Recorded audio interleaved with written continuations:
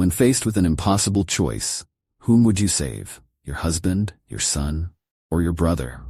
This is the dilemma one woman must face when the governor offers her a single pardon. But her choice will leave everyone stunned. Welcome to Storyscape. Here, every tale opens a new world. Join us as we explore stories that inspire, entertain, and ignite your imagination. Don't forget to subscribe and turn on notifications so you never miss an adventure. Now, let's dive into today's tale. A governor arrested 3 men and threw them into prison, ordering their execution by beheading. When the day of their punishment came and the 3 were brought before the swordsman, the governor noticed a woman sobbing in the crowd. The governor, curious, commanded that the woman be brought to him. "Why do you cry?" he asked. The woman replied, "The 3 men you are about to behead are my husband, my brother, and my son. How can I not weep?" Hearing this, the governor felt a pang of mercy. He decided to pardon one of the men out of respect for the woman's grief and said, "You may choose one of them to be spared." He assumed she would choose her son.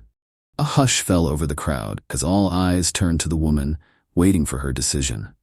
But before she could answer, her brother spoke first. "Governor," he began, "I have a sick wife at home, and my children are still very young. My business is tied with a partner, and I need to collect the money for my family. Allow me to return home, settle my affairs, and say my goodbyes before you carry out God's decree. I swear on my honor, I will come back." Next, her son spoke. "Governor, I need to ask my neighbor for forgiveness. I wronged him once, and I cannot die with that on my conscience.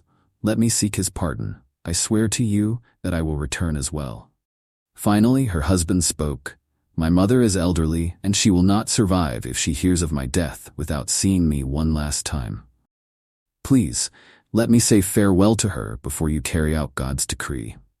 The judge listened to each of them but responded, "I cannot allow any of you to leave unless someone guarantees your return." He turned to the crowd. "Is there anyone here who will take responsibility for these men? If no one steps forward, they will die today." The woman, without hesitation, said, "I will take responsibility for them, Your Honor." The governor looked at her and replied, "If they do not return by the appointed time, you will be executed in their place. They have until the afternoon call to prayer the day after tomorrow." The woman agreed, and the 3 men were released. As soon as they were free, her husband sold everything he had, including their home, and fled the city. Her son went to his neighbor to ask forgiveness. "Yesterday," he said, "I walked past your garden and took an apple from one of the branches hanging outside the fence.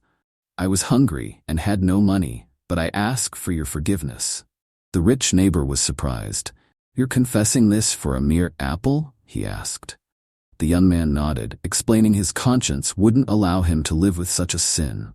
Impressed by the young man's honesty, the neighbor, who had been searching for a suitable husband for his daughter, made an offer. "I will forgive you for the apple," he said, "if you agree to marry my daughter." The young man, taken aback, replied, "I cannot. I have an appointment with the governor tomorrow to face execution." The man was shocked and asked why. The young man explained, "My father was a shepherd, and one day the flock destroyed a neighbor's crops. My father argued with the man, and in the heat of the moment, killed him. Now my family has been sentenced to die." The rich man, recognizing the injustice, said, "This governor is wrong. I will speak to him. Marry my daughter, and I will do everything in my power to save you." The young man, grateful, accepted the proposal, though the rich man warned, "There's something you must know. My daughter is blind and unable to walk." The young man hesitated but agreed, believing it to be a test from God. When he met his bride-to-be, however, he was surprised to find her beautiful and able-bodied. Her father had only tested his integrity. Meanwhile, her brother, torn with guilt, returned home and told his wife what had happened. She urged him to flee, but he refused. "If I escape, they will kill my sister in my place," he said. "This is the custom." At the appointed time, the swordsman, the judge, and a crowd gathered, waiting for the men's return. As the call to prayer approached, none of them had appeared. The judge turned to the woman. "I warned you that you would die if they did not return," he said. But the woman replied, "I do not regret sponsoring them. Perhaps something unforeseen delayed them." Just before the final call to prayer, her brother arrived. "Governor," he said, "let my sister go and carry out the sentence on me." The judge, surprised, asked, "What made you return? You could have fled."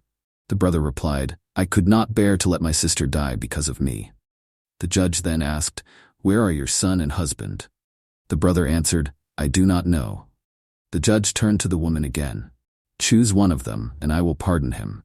He was sure she would choose her son, but after a moment of silence she replied, "I choose my brother." Shocked, the judge asked, "Why not your son or husband?" She explained, "I can marry another husband and I can bear another son, but I cannot have another brother. Our parents are gone, and he is irreplaceable." Her words deeply moved the judge, and the victim's family too was impressed by her wisdom. In the end, they agreed to pardon all three. The saying from that day still lives on. The husband is replaceable, the son can be born again, but the brother, once lost, can never return. Thank you for joining us on this journey through Storyscape. If you enjoyed today's story, hit the like button and share your thoughts in the comments. Make sure to subscribe and turn on notifications so you're always ready for the next story. Until then, stay curious and keep exploring with Storyscape.